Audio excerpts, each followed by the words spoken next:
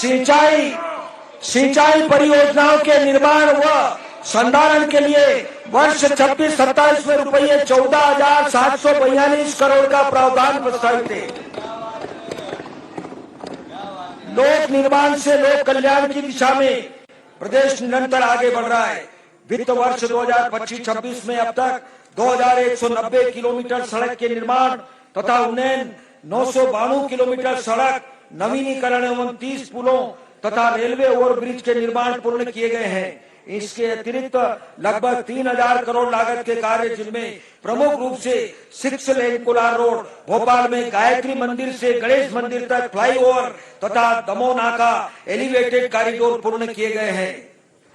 वर्तमान में प्रदेश में प्रमुख रूप से 111 रेलवे ओवरब्रिज, अटेर जेतपुर मार्ग के मध्य चंबल नदी पर उच्च स्तरीय पुल, भोपाल के संत हिरदाराम नगर में एलिवेटेड कॉरिडोर, ग्वालियर में स्वर्ण रेखा नदी पर एलिवेटेड कॉरिडोर, इंदौर में एलिवेटेड कॉरिडोर, उज्जैन में 4 लेन एलिवेटेड कॉरिडोर तथा महाकाल रोपवे के निर्माण सम्मिलित हैं।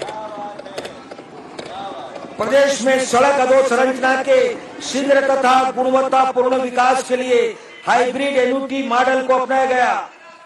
विगत दो वर्षों में इस मॉडल के अंतर्गत रुपये 12,676 करोड़ अनुमानित लागत की सड़क परियोजनाएं स्वीकृत की गई है।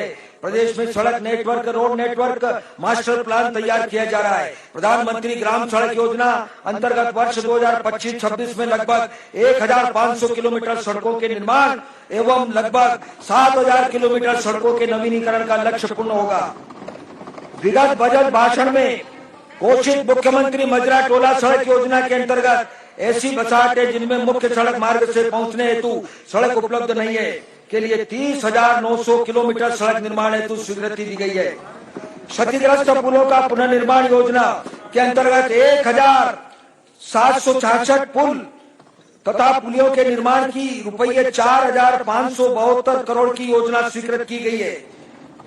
इस योजना के लिए वर्ष 2026-27 में रुपये 900 करोड़ का प्रावधान प्रस्तावित है।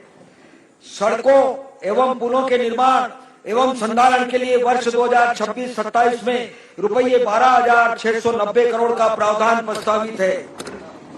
प्रदेश की जल जीवन मिशन हर घर जल के संकल्प के साथ ग्रामीण परिवारों को स्वच्छ पेयजल उपलब्ध कराने के लिए क्रियान्वित किया जा रहा है। मुझे अवगत कराते हुए प्रसन्नता है कि अब तक 411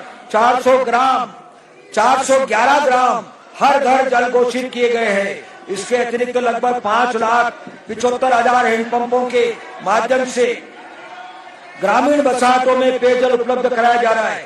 वित्तीय वर्ष 2025-26 में 4,93,000 से अधिक घरेलू नल कनेक्शन दिए गए हैं। समूह जल प्रदाय परियोजनाओं के संचालन के विद्युत व्यय को कम करने के उद्देश्य से जन निजी भागीदारी मॉडल पर 100 मेगावाट की सौर ऊर्जा परियोजना प्रारंभ की गई है।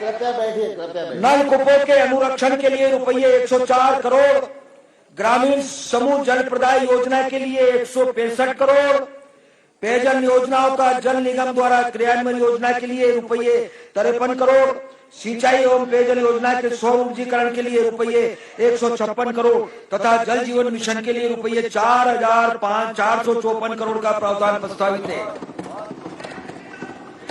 हमारे प्रयासों के परिणाम स्वरूप प्रदेश घन अंधकार से विपुल प्रकाश की स्थिति में आ चुका है। यह इसलिए संभव हुआ है क्योंकि सोचने वालों की दुनिया वालों की सोच से अलग होती है। प्रदेश अब ऊर्जा उपलब्धता में आत्मनिर्भरता के साथ अन्य राज्यों को भी बिजली निर्यात करने की क्षमता रखता है।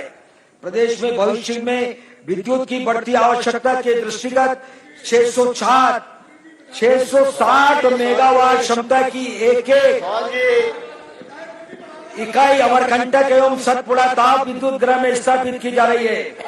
इन परियोजनाओं का वित्तीय आकार रुपये 23,000 करोड़।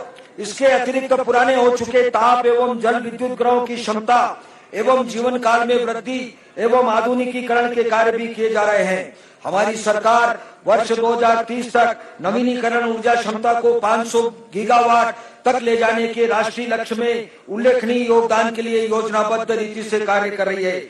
प्रदेश के निवेश सुगम वातावरण के कारण 170 मेगावाट क्षमता की नीमच सोलर परियोजना हेतु मात्र ₹2.15 प्रति यूनिट की प्रतिस्पर्धी दर प्राप्त हुई है।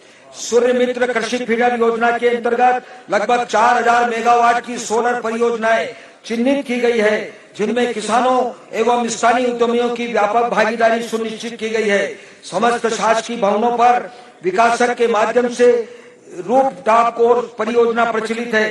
राज्य में निरंतर स्वच्छ ऊर्जा उपलब्ध कराने हेतु 24 घंटे फ्लैट ब्लॉक नवीनीकरण ऊर्जा आपूर्ति परियोजना प्रस्तावित है।